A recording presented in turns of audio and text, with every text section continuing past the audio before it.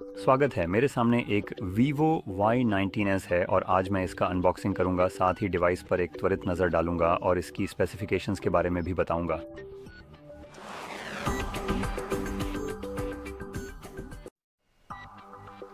तो चलिए सीधे शुरू करते हैं। अब यह हम शायद इसे एक बजट डिवाइस के रूप में सबसे अच्छा माना जा सकता है, जिसकी कीमत लगभग 160 यूरो है। तो ये ज़रूरी नहीं कि सबसे सस्ता हो जो आप ले सकते हैं। जाहिर है यह सस्ता तो बिल्कुल नहीं है और यह शानदार होने से भी काफ़ी दूर है।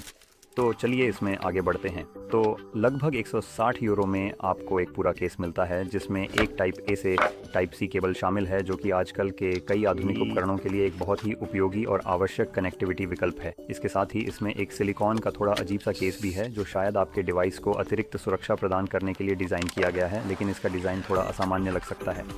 यहाँ इसका डिज़ाइन काफ़ी दिलचस्प और अनोखा है। फिर हमें फ़ोन मिलता है और कुछ और भी महत्वपूर्ण सामान। तो बस उसे एक तरफ साइड में रख दें, उसे धीरे से स्लाइड करें और फिर फ़ोन को बूट करें।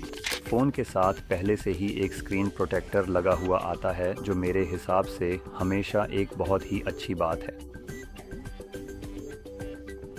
ओह, और ये बूट हो रहा है। तो जब तक ये बूट हो रहा है, मैं जल्दी से इस फ़ोन की डिस्प्ले के बारे में बता देता हूँ। तो हमारे पास 6.68 इंच की डिस्प्ले है, जिसका रेजोल्यूशन 720 बाय 16 पिक्सल है।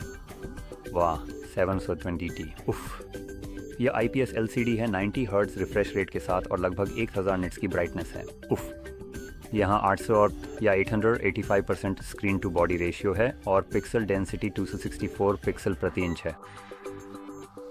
ठीक है, लगभग $100 में शुरुआत कुछ खास नहीं है। असल में नहीं, छोड़िए, यह लगभग $160 का है, तो इतना भी बुरा नहीं है। अब हम आगे बढ़ते हैं पीछे की तरफ, जहां हमारे पास मूल रूप से एक सिंगल कैमरा सेटअप है, जो कि इस डिवाइस का एक बहुत ही महत्वपूर्ण और अभिन्न हिस्सा है। हमारे पास ये सच में एक सिंगल कैमरा सेटअप है। हमारे पास 50 megapixel f1.8 aperture wide sensor है और फिर एक जिसे आमतौर पर ऑन एक्सिलरी लेंस कहा जाता है, लेकिन असल में वह एक बेकार कैमरा है। यानी हमारे पास असल में कुछ नहीं है, लेकिन दिखावा करते हैं कि कुछ है। और सामने की तरफ हमारे पास 5 मेगापिक्सल का सेंसर है। अब पीछे के कैमरों से आप अधिकतम 1080p पर 30 फ्रेम्स प्रति सेकंड तक ही रिकॉर्ड कर सकते हैं, जो कि फिर से उफ। और अगर हम इंटरनल्स की बात करें तो हमारे पास 500 मिली एम्पियर ऑनवर की बैटरी है, जिसमें 15 वॉट की चार्जिंग मिलती है केबल और चार्जर के साथ, और 64 गीगाबाइट स्टोरेज है, जिसमें 4 गीगाबाइट रैम है, जिसे माइक्रो SD कार्ड के ज़रिए बढ़ाया जा सकता है। लेकिन आप इसे 256 गीगाबाइट स्टोरेज और 8 गीगाबाइट रैम तक भी अपग्रेड कर सकते हैं। तो आप चाहें तो एक ऊंचा मॉडल खरीद सकते हैं, जो जाहिर है कि आपको थोड़ा महंगा पड़ेगा।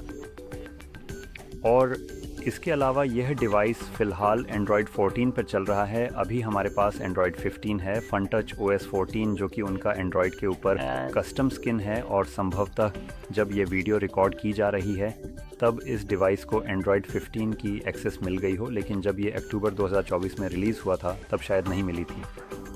तो तब से अब तक काफ़ी समय बीत चुका है। और हाँ, इस डिवाइस के बारे में बस इतना ही है। ये एक प्लास्टिक बैक वाला डिवाइस है, जिसमें साइड में फिंगरप्रिंट सेंसर लगा है। उसके साथ volume rocker, type C charging port, नीचे हेडफोन जैक और स्पीकर दिए गए हैं, और ऊपर की तरफ बस और स्पीकर हैं, बस इतना ही। और हमारा सिम SD ट्रे भी वहीं है। अब जब बात इस विशेष डिवाइस की आती है, तो मैं हमेशा किसी और बेहतरीन डिवाइस को भी प्रमोट करता हूं, जैसा कि मैं आमतौर पर करता हूं, क्योंकि मुझे व्यक्तिगत रूप से यह विचार बहुत पसंद है कि आपको आपके बहुमूल्य पैसे के बदले वही मिलना चाहिए जो आप वास्तव में चाहते हैं। और अगर आपने शायद मेरे वीडियो पहले देखे हैं, तो आपको शायद पहले से ही पता होगा कि आगे क्या आने वाला है। इस समय वह डिवाइस CMF फ़ोन 2 Pro ही होगी, क्योंकि इन पागल लोगों ने दूसरा भी लॉन्च कर दिया है, जो फिर से उन सबसे बेहतरीन फ़ोनों में से एक है, जिन्हें आप लगभग $600 तक की कीमत में ख़रीद सकते हैं। कोई भी चीज़ इससे मुकाबला नहीं कर सकती, कुछ भी नहीं, क्योंकि इसकी असली कीमत लगभग $200 या $250 है। तो यह लगभग $100 ज़्यादा या $50 ज़्यादा या इस मामले में $40 ज़्यादा है। यह इस पर निर्भर करता है कि आपको इस पर कोई डील मिलती है या नहीं। मैं आपको बता सकता हूं कि CMF फ़ोन 1 की रिटेल कीमत भी $250 ही थी, लेकिन ये आमतौर पर $200 में बिक रहा था और कभी कभी तो $200 से भी कम में मिल जाता था। तो इसे ध्यान में रखते हुए अगर CMF फ़ोन 2, जो कि एक नया लॉन्च हुआ डिवाइस है, वही लॉजिक फॉलो करता है, तो आप लगभग 20-30 डॉलर ज़्यादा देकर एक बहुत बहुत बेहतर डिवाइस ले सकते हैं। ऐसे में उस समय 30 डॉलर और न जोड़ना और इतना बेहतर डिवाइस न लेना बेवकूफ़ी होगी, बजाय इसके कि आप ये वाला डिवाइस लें।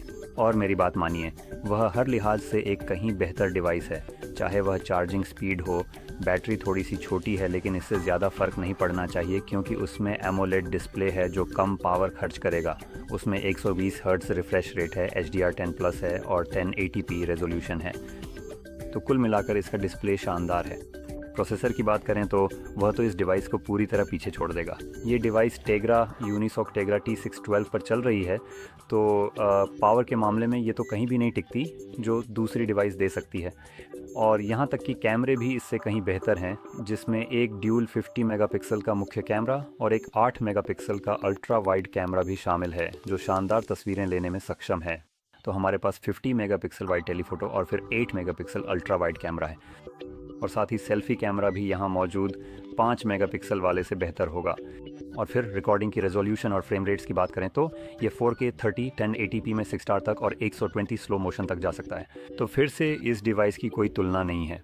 ये डिवाइस हर मामले में जो भी मैंने अभी बताया उसमें पूरी तरह से पिछड़ जाती है और इसमें कोई इसकी एकमात्र जीत यही है कि इसकी कीमत कम है, लेकिन वह भी ज़्यादा कम नहीं है। और इसमें 500 मिली एम्पियर और नंबर की बड़ी बैटरी है जो कि ज़्यादा मायने नहीं रखती क्योंकि इसमें LCD IPS डिस्प्ले है जो वैसे भी ज़्यादा ऊर्जा खर्च करेगा। तो दूसरा वाला डिवाइस सबसे अधिक संभावना है कि प्रोसेसर और अधिक कुशल डिस्प्ले के कारण ज़्यादा पावर एफिशिएंट होगा। तो हाँ, किसी भी हाल में ये मेरी छोटी सी सिफारिश है कि अगर आप कुछ ऐसा ढूंढ रहे हैं जो इससे कहीं बेहतर हो और आपको इससे कहीं ज़्यादा अच्छा अनुभव प्रदान कर सके, तो मैं आपको CMF फ़ोन 2 Pro लेने की सलाह दूंगा। खैर, ये सब कहने के बाद उम्मीद है कि आपको यह वीडियो और ख़ासकर मेरी ये विशेष सिफारिश मददगार लगी होगी। और अगर ऐसा हुआ हो तो कृपया लाइक और सब्सक्राइब करना ना भूलें। और देखने के लिए आपका बहुत बहुत धन्यवाद।